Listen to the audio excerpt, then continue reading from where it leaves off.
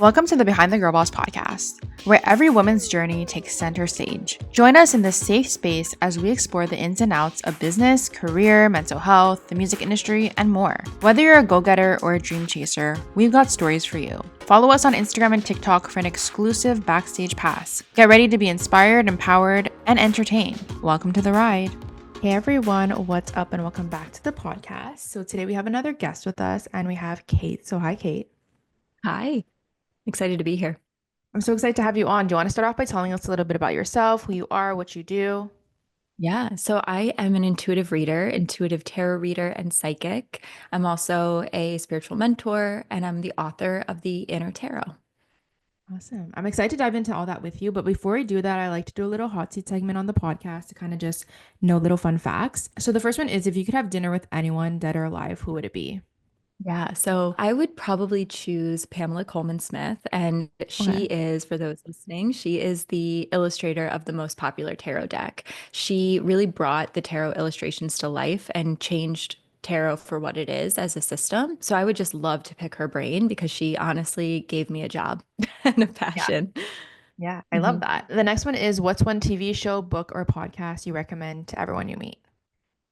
So this is a fun one. I feel like for me, it's the show Couples Therapy. I really recommend it to everyone. It's on Showtime, I believe, but it is one of the most incredible examples of someone holding space for other people. So it's actually a really interesting talking point when I'm describing to friends and family who aren't in the spiritual space what some of the work I do looks like. I don't necessarily work with couples, but my sessions feel very similar to how this particular therapist holds space. And I swear she's reading people as she does it. So it's a really cool show. Definitely interesting to get in someone's mind.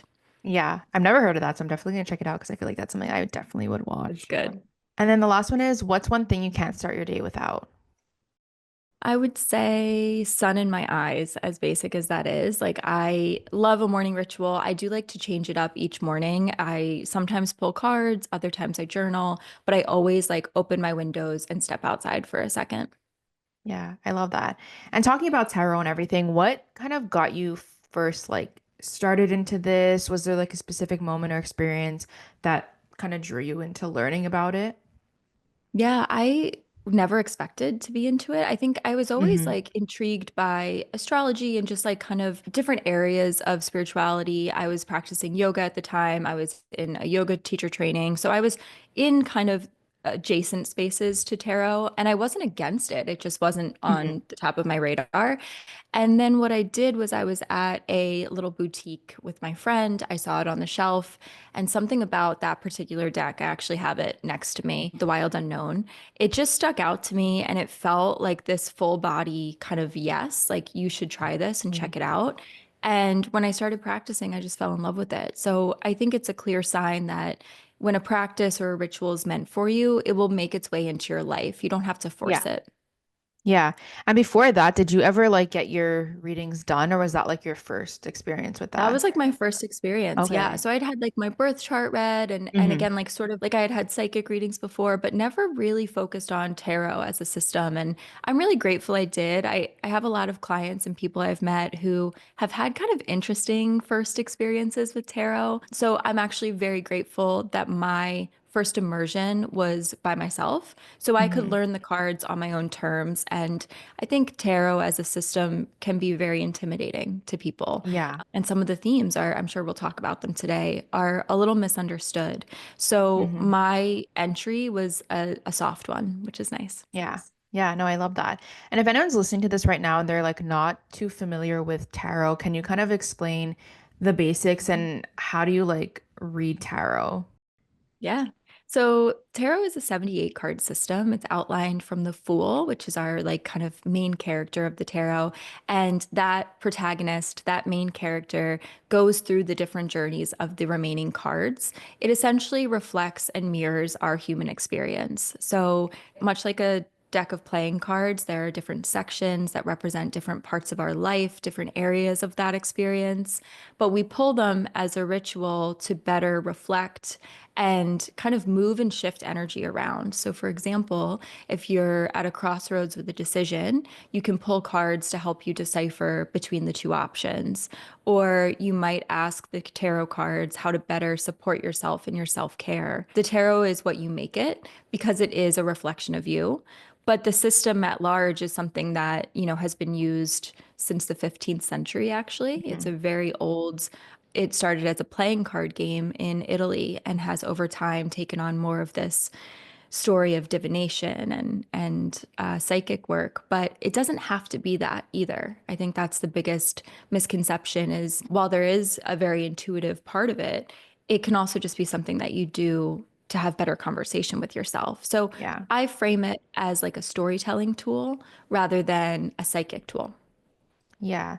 And when you first started learning to read, did you like have someone teach you or did you teach yourself? Because there's obviously so much to know about each card. Like I have, I Yeah. think one or two decks right now, and if I pull them out, like I don't know what they actually mean still, because it's like takes a while to It's like hard. remember. So how did you kind of learn all that? Yeah, I just definitely want to validate that it's a longer journey. You want it to take some time. I would Hmm. say I was using my guidebook for at least a year or two, and I was pulling very regularly. I was studying them. It takes a while. So, to answer your question, I learned from mostly self-practice and self-study. Hmm. This isn't really a practice that's ever been like formally, certifiable. Like I think Yeah. while those types of things exist, it's completely okay to learn on your own and learn patiently.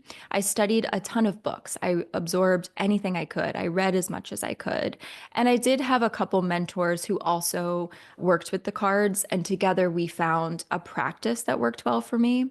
But as far as like really learning the card meanings, mostly self-study. Okay, cool. And there's obviously so many different decks, and I'm sure you might own more than one. How do you kind of pick which deck you want to like use a certain day or use for a certain client? How does that work? Yeah, so it's pretty intuitive for me. I've owned a lot of decks in my life, and I've Hmm. actually been in the process of releasing some of them, like realizing that, in the beginning of my tarot journey, I just wanted to learn as much as I could. So different art was really appealing. Then over time, I realized I have about eight that are like my go-tos, and I just Hmm. feel the most connected to them energetically. So what I'll do is I'll just keep those out and available for a client session, and I will pick a card from each, asking which one wants to work with me for that particular person. So based on what I receive from the cards themselves, I'll go with that one. Yeah. And when you talk about like being psychic and like having those abilities, I feel like there's like a stigma around it, or like people are like, oh, like that's like weird or like whatever. What does it mean to you? Like, what do you experience? Yeah, it's to me, it's like sensitivity and a feeling of attunement with our less obvious senses. So, one of the best ways that I explain psychic abilities is that it's all the same senses that we have as humans. The ability Hmm. to see, for example, is clairvoyance. So, seeing something that's not particularly there, or clairaudience, which is clear hearing, psychic hearing. So, it's Hmm. just an expression or a deeper level of trust in your own senses. So if you can let your imagination go there and kind of drop in and surrender a bit of your energy, you can access quite a bit. So yeah, I think that it is stigmatized quite often, and Hmm. it's not something that everyone has to identify with that label because Yeah. we're all born with an intuition. It serves us a beautiful purpose. And I think psychics just choose to really lean into it. Yeah, for sure. So let's say someone comes to you and they're asking for a reading, and the message that you're getting is kind of like a deep or hard one to relate to someone. How do you kind of handle those situations? I mean, I know like that's what you're supposed to do, but it must be hard sometimes as well. It is. I try to step away from my experience as reader. So, for example, if I have some Hmm. pretty hard cards in front of me, I don't jump right into the meaning of the cards. I pull back and I think about how I would hold space for a friend or family member and kind of bring them into the conversation, allow them to express some of what the cards are saying so that the cards Hmm. become more of a validation and confirmation of how they're feeling rather than feeling like I'm telling them some doom and gloom. Yeah. So the comparison of someone being like, yeah, I'm feeling like really, really anxious lately is going to be easier for me to validate after they've kind of admitted that. So I create the space Mhm. for that conversation to happen versus me being like, damn, you look anxious, girl. You know? Yeah. Yeah. And before you do readings, I know like some people have like rituals that they do. Like I've had someone say a prayer, someone else, I'm not sure like what the word for it was, but they were like pouring water and like stuff like Oh, that. beautiful. So yeah. What is it called?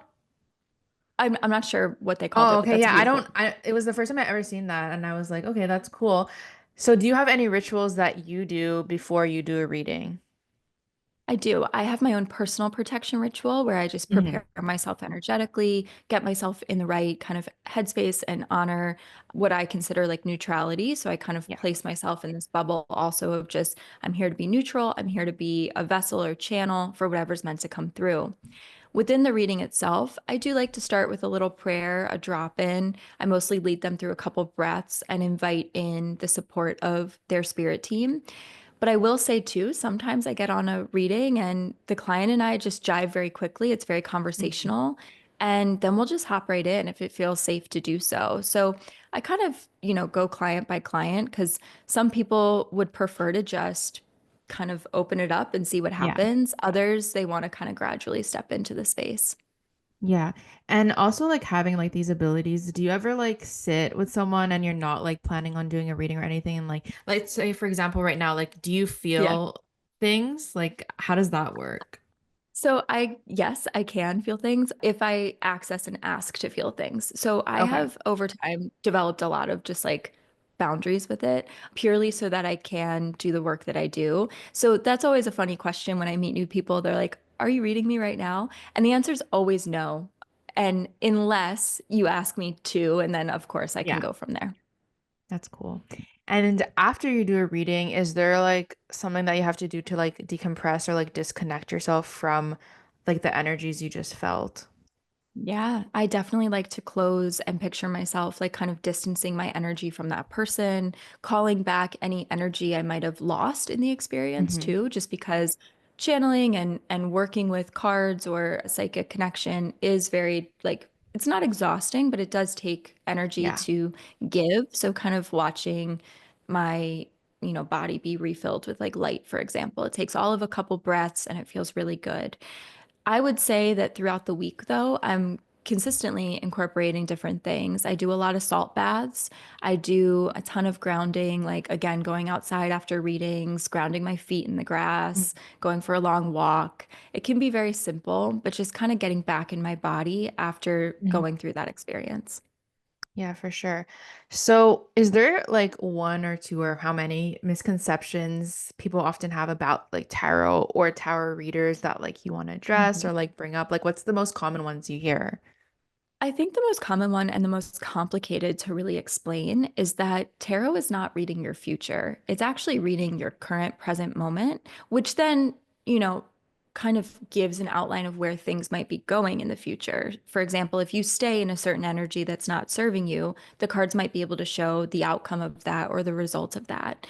But I would say for someone who's new, recognizing that tarot is not giving you the answers, it's actually helping you lead to more authentic answers within yourself. So Yeah. that's the first misconception is just this idea that everything's about predictive parts of your life. And then the second, I would say, is really around some of the more complicated cards. The death card has nothing to do with physical death. The tower card is something that is uncomfortable, but it's part of life. Like, I think we create these really extreme ideas of what these archetypes are. And that's where some of these misconceptions can lead. Hmm. Do you have any like standout stories or standout readings that you can share that have been like really memorable for you? I would say, well, I'll just use an example from yesterday because it comes to Hmm. mind, but there was some messages coming through related to my client's granddaughter, and she's just feels quite a connection to her granddaughter. It was really beautiful to see the way that they are so in sync and clearly Hmm. kind of soulmates in this lifetime or something. So she was describing that, and I pulled a card from a particular deck, and there was a seagull on that one card. Now, seagulls aren't always on every single tarot deck. It's just this particular artist and deck added it. And I started bringing up like, does your granddaughter live by the water? Does she ever go and see the seagulls? And she was like, oh my God, that's like her favorite thing to do. She feels so connected to birds. So that was just an example of using the correct deck for the correct client. So Yeah. my ritual of like asking, hey, which deck should I use? Without that, I wouldn't have seen the seagull itself or had the ping to ask her that. So it's, that's a very small example, but I'd say every reading holds a lot of like little magic moments like that. Yeah. Yeah. I love that. And when people do readings with you, like for your clients, for example, is it like on a monthly basis or do they just like come when they feel like they need something? How does that work? Yeah. Everyone's a little different. I would say the most frequently I'll see a client for a reading is like maybe every 3 to 6 months. Like I Okay. think personally you don't need a reading all the time. You Yeah. shouldn't need a reading every month. So what's interesting though, if someone wants to work more consistently, what I'll do then is create more of an outline of a mentorship where it is part readings, but also part guiding them through their own intuitive channeling. So it's a Mhm. little bit more of a hybrid. But yeah, I'd say like every 3 to 6 months is a good cadence for people. Yeah. And when you're talking about like intuitive living and all that, what does that mean to you and how can someone start to like live more intuitively in their everyday life? Yeah. So I think the word intuition intimidates people because they don't believe in their intuition all the time. They don't Hmm. believe in the strength of it. Intuitive living is honoring the senses, honoring what lights you up and creates pleasure for you, having a pleasurable life, a playful life. So Hmm. our intuition wants to guide us to our joy. That's it. Our intuition wants to put us in the most easeful state. That's why children are so intuitive. They're open, they're playful, they're not overthinking, they're letting like their creativity run through. They feel very free. And Hmm. so intuitive living to me is this act of surrendering some of the overthinking, the programming, and coming back to like what feels good, like within Yeah. your body, within your your life, like what lights you up, yes, but also feels really pleasurable. And sometimes the answer is quite simple. Yeah. And let's say like someone, like you said, sometimes it's like a little bit intimidating or like sometimes people don't trust their intuition. How can Mhm. someone kind of begin to trust it? I know that like might be a case by case kind of Yeah. scenario, but like what would you advise people like that are unsure, like they're uncomfortable with trusting it? Yeah, I would say working to really regulate also your nervous system too, Mhm. because like that is something without the safety of feeling good and present in our bodies and feeling like our nervous system supported and we feel in tune with ourselves and our mindfulness, it is hard to access intuition. Yeah. It's hard to not overthink. So, sometimes it's about getting back to the basics first and then really setting the intention. I think every once in a while I'll get a client that's really resisting their own intuition. And I say, why not just like play with it for a minute and get experimental and curious? Maybe it doesn't work. What's the harm? Like Yeah. maybe your intuition doesn't feel stronger, but at least we tried a different way rather Hmm. than assuming we can't. And I Yeah. think it really does eventually come down to giving yourself a bit of permission and being like, I'm willing to believe that I can be. Yeah. Yeah, for sure. So transitioning a little bit into your book, Inner Tarot, what kind of inspired you to write something and publish this? Yeah, so I actually wanted to write a book before I even was a tarot reader. So Okay. I like to say that like writing was always the goal. I just didn't know what I wanted to write about. So Yeah. once I started to learn about tarot and build out my business, it became quite clear. And I really wanted to take, very often I would read things and it just felt super traditional. And I Hmm. definitely respect the tradition of tarot, absolutely. And there is a very clear system and meanings that you kind of need to like stay aware of with the tarot Yeah. cards. But I wanted to combine more like healing practices with it, things that felt like we could integrate these messages because, especially in the beginning of my practice, I would pull a tarot card, I would look at it, and I'd be like, cool, like I agree with this. I definitely feel Hmm. this way. But now what? Like, what do I do Yeah. with that? How do I actually like make aligned decisions based on it. So my book incorporates a lot of tarot prompts, anything from tarot spreads to channeled writing exercises, even somatic rituals, breathwork techniques, like true embodiment of these cards. So that's what inspired me was bringing a new layer to it. Yeah. And in the introduction, you kind of talk about like falling in love with your mind, body, and spirit. How do you think tarot plays a role in the whole process of self-love? Mm. I think it allows us to like retell our story and rewrite our story. So for me, my background and experience prior to finding the cards was I was doing a lot of deep healing work for PTSD and Mm. trauma. So I was experiencing these really big kind of labels of who I was and what was wrong with me and Yeah. how my history had shaped my experience.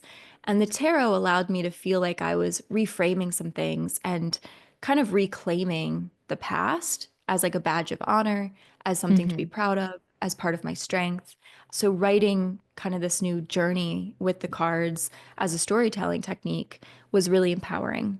And I really Yeah. enjoyed how it made my experience of healing and faith and spirituality honestly more fun because it was feeling Yeah. kind of heavy. Yeah. And that was a relief. Hmm. And how long did it take you from like start to finish to write the whole book, publish it, and all that? The publishing process, that's a great question. And I love sharing about this because I know there are so many amazing soon-to-be authors someday who have a book idea. And it's like Yeah.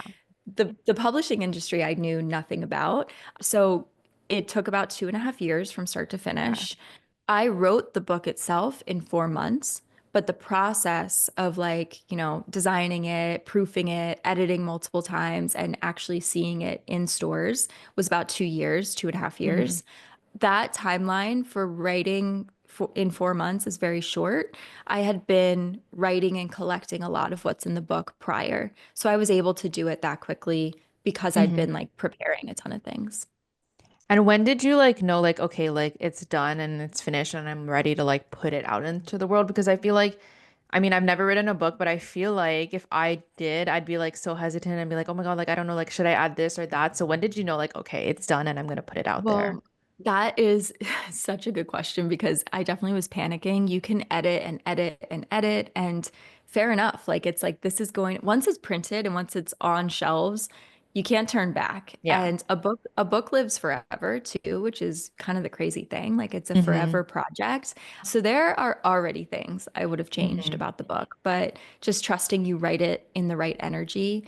Also, it's a little bit of a difference if you're self-publishing versus going Yeah. with a traditional publisher, just because I had a deadline. So I had no choice, pretty much.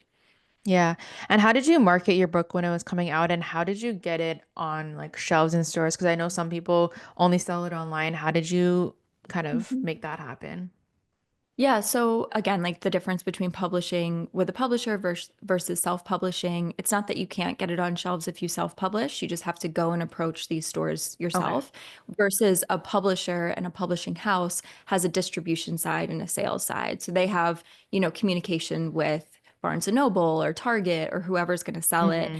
So otherwise, Amazon is a very common self-publisher tool. They have a lot of great options, but it just depends on the route that you take. Yeah. So going back to this whole thing of like self-doubt and imposter syndrome, a lot of people feel this when they're beginning like new spiritual practices, whether it be them doing the practice or just receiving it. How do you encourage readers or people that want to like be read to kind of trust themselves and trust the process, if that makes sense? Just know that like the resistance to it is totally normal and the fear to kind of be seen, the fear to let your guard down. But this is one of the areas that like I really challenge my clients with in like a empowered way. Dropping your guard is going to create such a more sacred experience and you're going to Hmm. receive so much more. Like as soon as I feel like in a reading someone's kind of there to like test me, I'm like Yeah. you're missing out on the magic of this and you're really making it about like the experience rather than your healing and what you can receive from it. So just keep that in mind. Like I would say another really helpful tip for someone who's preparing for a reading is to write down the questions you want to ask. What exactly do you need from this experience? It's okay to outline that. Some people like to go in blind and see what happens, but I find the best readings are when we have a very clear question to answer. Yeah, no, I agree. I mean, in the summer, I actually got a reading done in LA.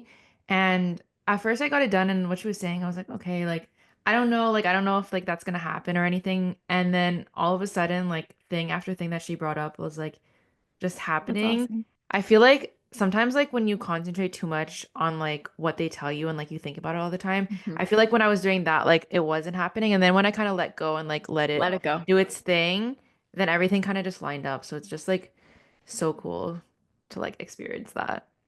No, I completely agree. And know that there's going to be like elements of it that do change a little bit. Like, say Hmm. someone says, you're probably going to do XYZ, and like you do something similar or an iteration of Yeah. it. It doesn't mean that reader was wrong. It just shows that the energy, we all have kind of a purposeful destination that we're trying to reach. There's a lot of different ways to reach it. Yeah. So, and I love your point too, Amanda, of like, I let go and I just kind of like remembered it a little bit, but didn't keep it at the top of Hmm. my mind and it started to come to fruition. That's Yeah. awesome. Yeah. So the last part of our podcast asked people on Instagram to ask you questions, and one of them actually kind of goes with what we were just saying. But someone Cool. wants to know, can you change your destiny once the reading is done, or is it set in stone? No, you can absolutely change your destiny. Yeah, 1,000%. Because again, this is meant to be an empowering tool. I've had readings that were real wake up calls to me of like, wow, this just isn't, I knew this wasn't working for me. Maybe something in my business or my life or an old relationship. Mhm. But the validation from a reading is just so loud and clear. It confirms Yeah. something. And then you get to make decisions and choices based on that. So, Spirit wants to see us adjust and wants to see us take the leap. So, yeah, you co create with Spirit. Yeah. Someone didn't ask this, but it popped up in my head while you were talking. Do you do your own readings or do you have someone read for you? Both. I definitely Okay. pull for myself. I read for myself. It's very hard. I do it more to connect with myself. Mhm. And if something comes up, great. I definitely feel my spirit guide's presence all the time, kind of gently guiding me. Yeah. And I love to work with my cards. But when I need like a true reading, I will go to the readers that I work with and Okay. trust. Yeah. Okay, cool. And then the last question is, how do you blend intuition with logic or practicality when you're making decisions? Mm. Just knowing that like both serve a purpose and the balanced blend is the human experience. Like we came Hmm. here to be humans in this society and that involves some practicality and some logistics and also compromise. Like what might work for, say, me intuitively might not be perfect for my husband. And Yeah. so, because of that, like knowing that there's going to be some compromise, I don't have like a straightforward answer so much as like that's where the sweet spot is a little Hmm. bit of both. And I really Yeah. believe that. I would love to just purely live based on my intuition. I think that sounds really fun. But we are not, these little orbs of light that just get to bop Hmm. around. Like we came here with the responsibility of being human beings. So that Yeah. requires a bit of just logic too. Yeah. Well, that's all I had for you today. So thank you so much again for coming on and sharing all this. I love the conversation. Before you leave, do you want to shout out any of your socials, where people can find you, where they can book readings with you? Yeah, of course. I would love to. Thank you. You can find all of my offerings at katevanhorn.com, my readings, my mentorship, and my retreats. And then Kate Van Horn on Instagram. I also have a Substack called Intuitive Living, where I talk about grounded and aligned tools for your life. Awesome. Well, thank you so much again. Thank you.